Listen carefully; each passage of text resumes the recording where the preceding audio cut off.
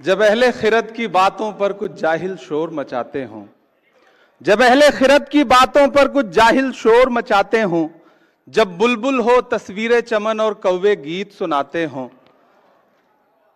जब चिड़ियों के इन घोंसलों में कुछ सांप उतारे जाते हों, जब माली अपने हाथों से गुलशन में आग लगाते हों, उस दौर में हम दीवानों से तुम कहते हो खामोश रहो। महज कागज के पन्नों पर उकेरी गई कोरी भावनाएं नहीं, बल्कि सच्चाई, नैतिक मूल्यों और मौलिक अधिकारों की बारीकियों पर सैकड़ों बहसों के बाद अंगीकार की गई एक मुकद्दस किताब, भारत का संविधान, जो भारत को एक संप्रभु, समाजवादी, धर्मनिरपेक्ष, लोकतांत्रिक गणराज्य घोषित करता है। हम आज यहां एक बेहद जरूरी बहस के लिए इकट्ठा हुए हैं। कानून के रखवालों की मौजूदगी से विज्ञान भवन का कोना कोना रोशन है। मैं अंगीकार की गई एक मुकद्दस किताब, भारत का संविधान, जो भारत को एक संप्रभु, समाजवादी, धर्मनिरपेक्ष, लोकतांत्रिक गणराज्य घोषित करता है। हम आज यहां एक बेहद जरूरी बहस के लिए इकट्ठा हुए हैं। कानून के रखवालों की मौजूदगी से विज्ञान भवन का कोना कोना रोशन है। मैं अभिषेक मनु सिंघवी जी को और उनकी पूरी टीम को मुबारकबाद देता हूं इस बात के लिए कि इस मुश्किल दौर में इस लड़ाई का अलंबरदार बनने का जो फर्ज आपने निभाया है, वो बहुत ही तारीफ के काबिल है। किसी भी लोकतांत्रिक व्यवस्था में अगर हाकिम के दिमाग में यह बात घर कर जाए कि मेरा आदेश ही है मेरा शासन, तो फिर यहां से शुरू होती है बुनियादी परेशानी।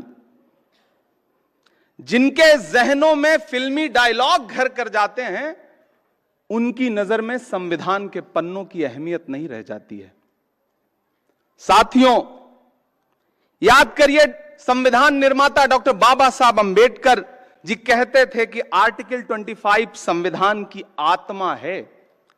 हर नागरिक को धर्म को स्वतंत्र रूप से मानने की और उसके प्रचार प्रसार की आजादी है।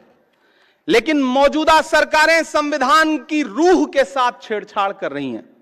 धर्मांतरण विरोधी कानून हो, लव जिहाद का कानून हो, सीए का कानून हो, वक्फ अमेंडमेंट एक्ट हो या फिर बुलडोजर का एक्शन हो, यह सिर्फ संविधान की रूह के साथ छेड़छाड़ नहीं, बल्कि डॉक्टर बाबा साहब अंबेडकर की आत्मा के साथ भी नाइंसाफी है। मेरी आंखों के सामने देश के कोने कोने से आए हुए वकील साथी बैठे हैं। जिस सरकार में बैठे हुए लोगों को संविधान में निहित सेकुलरिज्म और सोशलिज्म जैसा शब्द नासूर लगता हो, और सिर्फ लगता ना हो बल्कि इसको पब्लिकली कहने की हिम्मत भी जुटा ले रहे हों, तब फिर समझ लीजिए कि खतरे बहुत बड़े हैं। साथियों, जब कानून लोगों को डराने का और उनकी आवाजों को कुचलने का हथियार बन जाए और उसमें आपकी पहचान और आपका नाम और आपका धर्म निर्णायक भूमिका निभाने लग जाए, तो समझ लीजिए कि हुकूमतों की मंशा क्या है। मैं अपना उदाहरण दूंगा, कहीं दूर नहीं जाऊंगा और मैं विषय पे बोलूंगा। मुझे गर्व है कि मैं आजादी की दूसरी लड़ाई में राहुल गांधी का सिपाही हूं। मैं उनके साथ चला हूं 4000 किलोमीटर कन्याकुमारी से कश्मीर तक, कंधे से कंधा मिलाकर। लोग मुझसे कहते थे, इमरान साहब आप नेता बाद में हैं, शायर पहले हैं, राहुल जी पैदल चल रहे हैं, शहजादा पैदल चल रहा है। मैंने कहा, शहजादे ऐसे नहीं होते हैं। एक टी शर्ट, एक ट्राउजर, एक जूता पहन के 4000 किलोमीटर लाखों लोगों को गले लगाने वाला शहजादा नहीं होता। हाकिम तो वो होता है जो 10 लाख का सूट पहनता है और 8,500 करोड़ के जहाज में घूमता है। मैं उनका सिपाही हूं। मैं देश की उस संस्था का सदस्य भी हूं जहां कानून बनने बिगड़ने की प्रक्रिया होती है। मैं पिछले दिनों एक सामूहिक शादी में गुजरात गया था, जामनगर।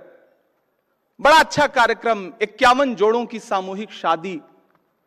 सारे दलों के नेता उस मंच पे मौजूद थे। मैं बच्चों को दुआएं देकर के वापस लौट आया। 4 दिन बाद मेरे साथियों ने उस प्रोग्राम का एक विजुअल था, बरसते हुए फूल थे, बड़ा खूबसूरत सा, उसमें एक कविता लगा करके सोशल मीडिया पे पोस्ट कर दी, मेरे अपने सोशल प्लेटफॉर्म पे। आपको जान के हैरत होगी कि इतनी संगीन धाराओं में मेरे खिलाफ जामनगर की पुलिस ने मुकदमे दर्ज किए कि मुझे लगा कि मैं तो कोई बहुत बड़ा अपराधी हूं। हमने हाईकोर्ट का दरवाजा खटखटाया। 55 मिनट बहस सुनने के बाद हाईकोर्ट अहमदाबाद के माननीय न्यायमूर्ति जी ने कहा कि इसमें तो सिंहासन के खिलाफ कुछ कहा गया है, इसलिए पिटीशन खारिज। हमें माननीय सुप्रीम कोर्ट की चौखट पे आना पड़ा और धन्यवाद कि इमरान प्रतापगढ़ी बनाम गुजरात सरकार के केस में माननीय उच्चतम न्यायालय ने जो फैसला दिया है वो एक नजीर बनेगा। मैं माननीय उच्चतम न्यायालय का आभार प्रकट करता हूं। साथियों, माननीय उच्चतम न्यायालय ने एसआर बोम्मई भारत बनाम भारत सरकार के आदेश में भी ये कहा था कि धर्मनिरपेक्षता संविधान की मूल संरचना में निहित है, उसे बदला नहीं जा सकता। अब जब पुलिस थाने टॉर्चर चैंबर में बदल चुके हों, मैं बहुत जरूरी बात कह रहा हूं, अब जब पुलिस थाने टॉर्चर चैंबर में बदल चुके हों, जब पुलिस मशीनरी अपने आकाओं के लिए पर्सनल आर्मी की तरह व्यवहार कर रही हो, जब पुलिस एनकाउंटर मेडल हासिल करने का जरिया बन चुका हो, जब राज्य सरकारें लोगों के आशियाने उजाड़ करके अपना वोट एकजुट करने के प्रयासों में लगी हों, जब जालिम बुलडोजर किसी के लिए शौर्य का प्रतीक बन चुका हो, तब यह बहस और जरूरी हो जाती है कि देश धर्म से चलेगा या संविधान से चलेगा। साथियों, मैं अंत में आपसे बस इतना कहना चाहता हूं, कोई लंबी तकरीर नहीं, कि मौजूदा हाकिम के काम करने का तरीका बड़ा अलग है। पहले वो अपने कारिंदों के जरिए दुष्प्रचार करवाते हैं, फिर खुद बाहर निकल करके उन्हीं चीजों पर उनकी विशेषताओं का बखान करते हैं। आप कैसे भूल सकते हैं कि दशकों से देश की संसद की महत्ता को कोसने वाली पार्टी के प्रधानमंत्री बनकर 2014 में जब नरेंद्र मोदी जी देश की संसद में पहुंचे थे तो सबसे पहले उन्होंने देश की संसद की सीढ़ियों पे मत्था टेका था। याद है आप सबको वो मंजर? और उस मत्था टेकने का अंजाम क्या हुआ कि महज 10 साल के अंदर उन्हीं सीढ़ियों से बनी हुई संसद को बदल दिया उन्होंने। पुरानी संसद बदल के नई संसद कर दी। इस बार उन्होंने संविधान को मत्था टेका है, तो खतरा बढ़ गया है। सतर्क रहिए, जागरूक रहिए, संविधान को बचाइए, और सिर्फ बचाइए ही नहीं, हाकिम की चालाकियों को बेनकाब भी करते रहिए। कातिल ने किस सफाई से धोई है आस्तीन, कातिल ने किस सफाई से धोई है आस्तीन, उसको खबर नहीं कि लहू बोलता भी है। बहुत शुक्रिया। एक बार पुनः अभिषेक मनु सिंघवी जी को एक शानदार कार्यक्रम के लिए बधाई, और पूरे देश के कोने कोने से आए हुए न्याय के रखवालों को बहुत आभार, बहुत दुआएं, बहुत मुबारकबाद। शुक्रिया।